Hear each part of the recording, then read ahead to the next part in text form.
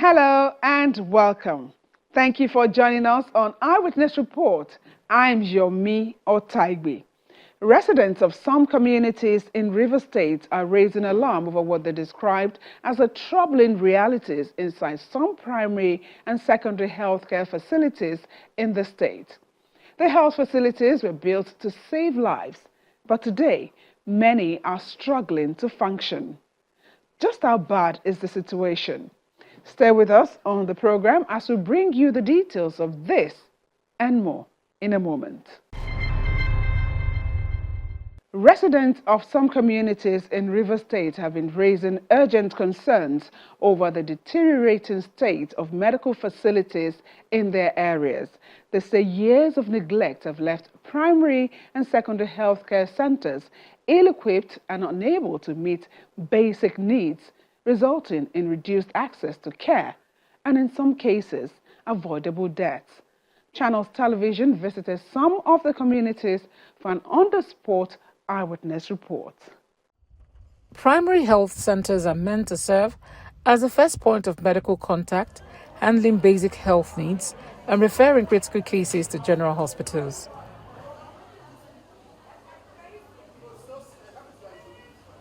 But across several communities in River State, that system is under strain. With about 347 primary healthcare centers in the state, including over 150 modern facilities built between 2009 and 2015, expectations were once high.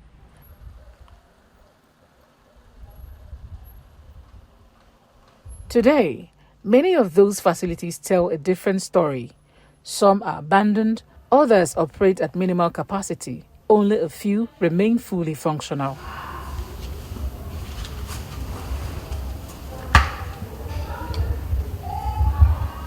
In parts of Port Harcourt City, Obiakpo, and Decry local government areas, a number of remodeled centers still serve residents, though concerns remain over irregular staffing.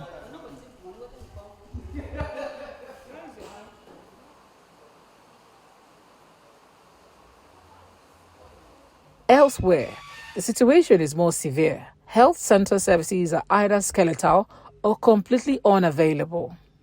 At Kira Health Center in Tai local government area, there are no doctors or nurses, only community health workers struggling to fill the gap. Who is the person to you? We take some cases to normal because we don't have the resident doctor here. So there are some cases we take it to normal where doctor is. So right in Kida here, we have already keep a place for the resident doctor. So we are expecting government to come and ask us where they are going to build the house. In the health center, we don't have nurses. We don't have doctor. We only have community health extension worker and the head of the facility. We don't have any doctor in this facility. In Eche, residents say government presence in primary health care is almost non-existent. The health center in my place is uncompleted. So our women are suffering. And we need government intervention. Government should come and support us. They should come and aid us because our women are delivering just on the floor like goat. So such a thing is not good. So we need government assistance. Let them come. The health center there has been long and is uncompleted. We have been pleading to our chairman, even the last past local government chairman. We have been pleading, even this present one, to please come to our aid. Apok is suffering. You know, the general hospital in Okomoko here, I may say this is one of the oldest hospital in the Eche local government. So as you people can see it there, the place now, we don't find, we have 4 medical doctors there, but there is no building for them. Even the nurses, they don't have where they will stay. Like normally we go to a meeting every 2 weeks, we'll have a meeting with them. The doctor, they have been lamenting about coming to renovate the place for them, where they can stay. Like in the night, there was nobody staying there, no doctor, no nurses. They have been crying. Even the last caretaker chairman, we met him, we discussed with him, he said that they cannot do anything for us. So So we are calling the government to come over to help us renovate the place. As primary health centers falter, pressure shifts to secondary facilities. Overcrowding at hospitals and delays in receiving medical attention have become more common scenarios.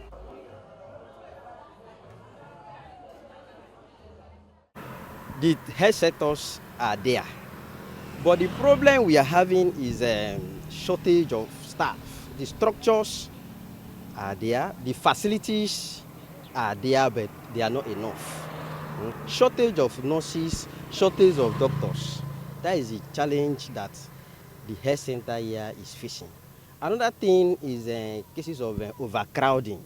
You see people going to hospital in the morning and coming back at very late as a result of shortage of doctors and nurses to attend to them. So I want a situation whereby the state government should be able to recruit more staff, more nurses, more health workers, so that we have enough workers in the hospitals. For many residents, access to healthcare is no longer just about proximity, but availability of trained personnel. And for low-income earners, private hospitals are often out of reach. This leaves communities heavily dependent on government-owned facilities, even when some are barely functional.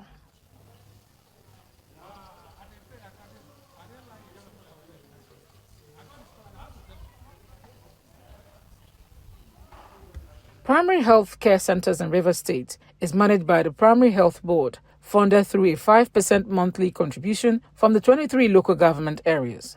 The Ministry of Health oversees infrastructure development.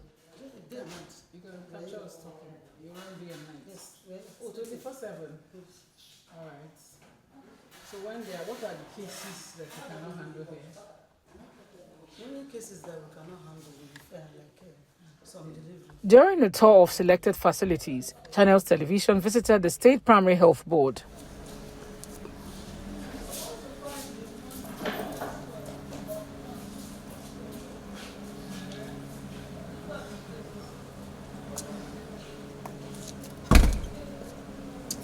The Executive Secretary, Dr. Chituru Adiele, outlines efforts to address the challenges, from workforce shortages to concern about the safety of medical personnel, as well as the infrastructure remodeling. We found that many of our facilities were in various states of decay and dilapidation, which we had to quickly begin to perform interventions on. So as of date, we have fully rehabilitated and commissioned 6 facilities in various LGAs, including Obiapo, Faga, Ikwere, and Onelga. And as I speak, another 5 facilities are in advanced stages of completion, and they will be commissioned next month. So these have introduced what I call a new standard, because what we have done is, in addition to renovation of the physical structure, we have also improved the environment in terms of the landscaping and entryways into the facilities. We have also aggressively taken measures to improve the cleanliness, provision of new beds, new mattresses, and new bed linen to give the facilities a new look. We have provided medical equipment where there are gaps, so that the equipment will be there in these facilities for the staff to work with.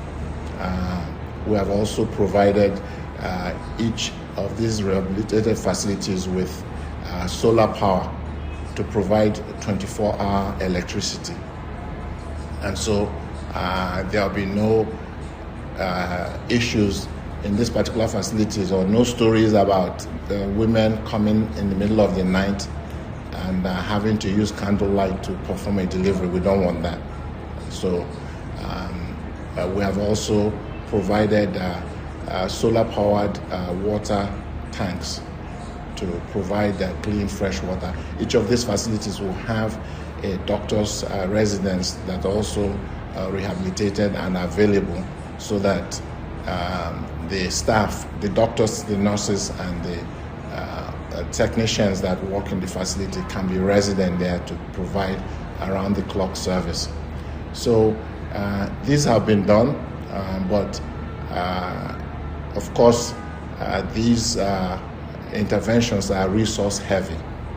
So we have to be measured in terms of how we can get these facilities done.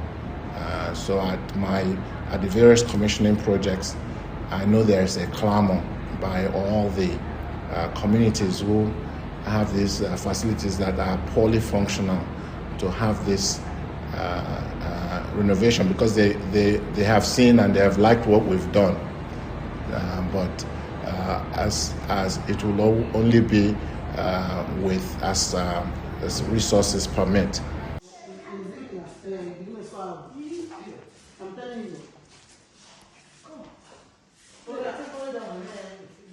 The second aspect of it is the manpower. Unfortunately, we have to make do at the current time with the manpower that we have. We have lost a lot of doctors over the last several years from attrition and from doctors quitting the service and going for further training, and also those that have gone abroad. We have made a request, and hopefully the state government, by His Excellency, will permit us in the near future to be able to bolster our ranks of doctors and nurses, and this will help alleviate some of the manpower problems we have. The ones we have now, we are aggressively training them on the new way to maintain their facilities, to take care of their patients, and to be more responsive and empathetic in the care that they deliver, to be also very attentive to issues of absenteeism and poor work ethic, which will no longer be tolerated. In fact, as I sit here with you now, we just finished a long session where over the last 3 days we have been brought all our heads of facility and our medical health workers from each senatorial district. We just completed the third one today, where we have commenced. We have engaged them in a training session to listen to their problems and extol them on the virtues of proper work ethic and this new idea and standard we have on how our health centers should run. So we are hoping that all these engagements and initiatives we have put in place will hopefully in the next few months to years will bear fruit and enable us get closer to our goal of achieving the best healthcare delivery to our communities in Rivers State. While these efforts continue, concerns persist in several communities. Beyond primary health care, pressure is mounting at the secondary level. At the General Hospital in Okomoko-Eche local government area, deteriorating infrastructure and limited resources are evident. No power supply, no water, and no staff residence. Come to the aid of General Hospital. We really need their help. So that the 24. This is the money.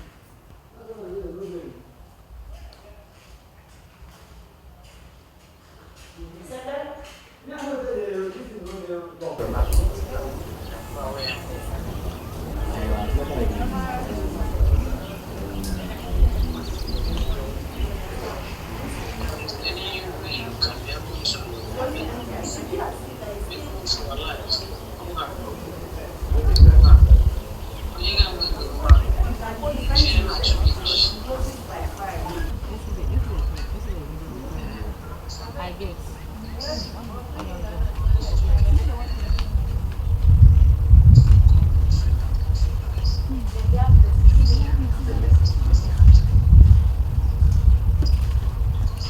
The problem faced by this hospital is this hospital, as I'm aware, they laid the foundation of this hospital 1965, and things has been dilapidated. So, and a series of series of progressive report has been written to government for them to be acquainted of what is the challenges of General Hospital Okomoko, which by now we are still expecting that government will do something. The problem is this hospital needs total overhauling, accommodations, staff accommodations, so that the medical personnel have to deliver their service. Currently, I want to say, without missing word, that Okomoko General Hospital can just be said to be comatose. The reason is because nothing is really happening. The dilapidated buildings, the staff quarters, the doctors' quarters are not working. And then we don't even have a water supply. There is no power supply. And this has made working here to be very difficult. The reason also being that when you see this, the patients cannot be admitted, so they just come in and then we just operate our OPD, outpatient department alone. So we don't have inpatients here. We don't admit patients here because of the deplorable conditions of this place. If you go to the world, you will discover that everywhere there is more or less like not working. I want to appeal to the people's governor, Sim Fubara, to help the Eche people, Eche and Omoma, because this is just the only government hospital in Eche and Omoma. And so we are appealing that the government should come and intervene, because this is beyond what we can do. There was an accident that happened just in front of the hospital. We could not handle it because of the situation on ground, because those people needed to be admitted, but we cannot admit them because the situation they needed just to be stabilized and then admitted, but we could not. And so this thing has also been a problem in this local government. So we are appealing that the government should step in and then help Eche local government. What is observed in Eche is not an isolated case. In Abonima, in Akokotoro local government area, the general hospital there has been overgrown by weeds and very inactive, with no visible medical services.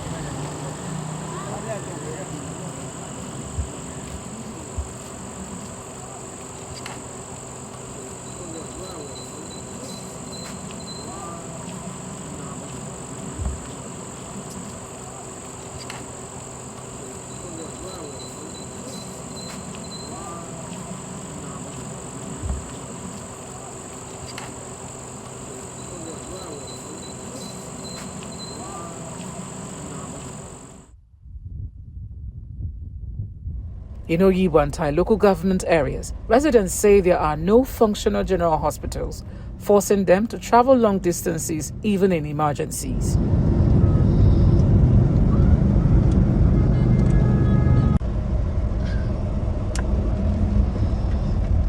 The most important one here, because of the delivery. You see, when women for delivery came in the midnight, and there is a trouble beyond the person who is here, it needs doctor. And then, we don't have any other operating doctors around here. So by carrying them from here to Bori or Eleme and other hospitals, it always look troublesome. And before they could carry that delivering woman from here to Bori, either Eleme, things can happen worse on the road than to restore her here. So in other words, in Thai, there's no general hospital presently? There is no general hospital in the whole Thai. There's nowhere. All this clinic, these people, these Kebarakida here are ready to give land for the government to build the wrestling doctors' quarter. The state government says it is working to ease the burden with new zonal general hospitals under construction in several areas. A source within the Ministry of Health confirms that a facility in Okehi is expected to serve Eche and surrounding communities.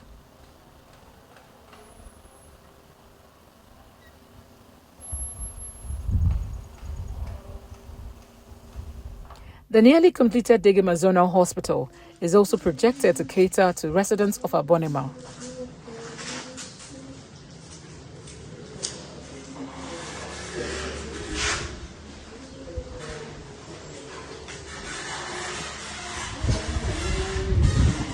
On manpower, authorities say about 2,000 doctors have recently been employed, half deployed to tertiary institutions and the rest to strengthen secondary health care, with plans to recruit more for primary care.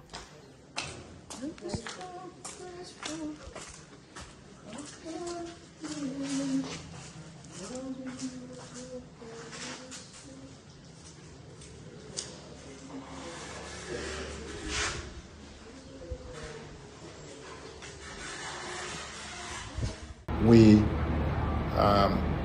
have had, as I said, a shortage of manpower through attrition over the last years, like I mentioned, and we're taking steps.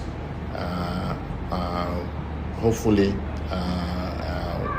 His Excellency, the Governor, who's a champion of the healthcare system, will help us, permit us in the near future to do some more hiring of these professionals. But with the ones we have, like I told you, we are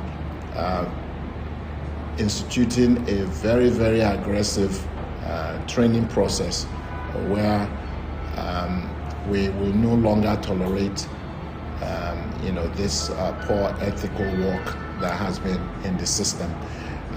In some areas also, you have, in addition to this shortage, there are issues where because of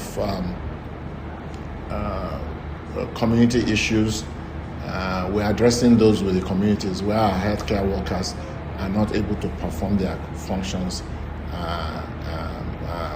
properly or completely. You hear about community unrest and safety and so on. So we're addressing those with the communities and the security agencies. There are also aspects of our staff that, due to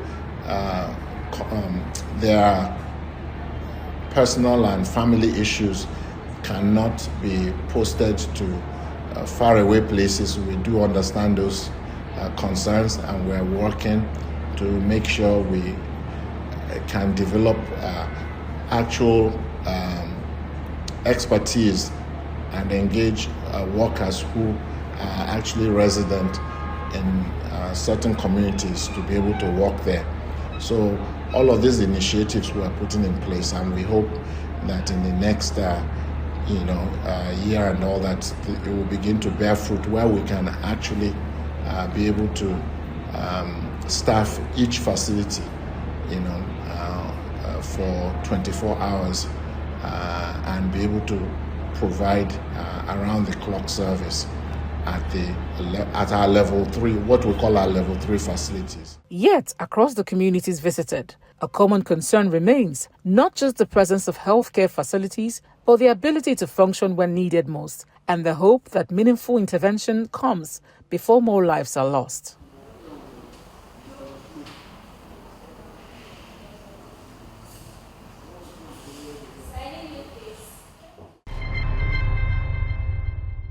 Eyewitness Report empowers you to do more than just watch events unfold in your community. It gives you the opportunity to spotlight important development and be part of meaningful change.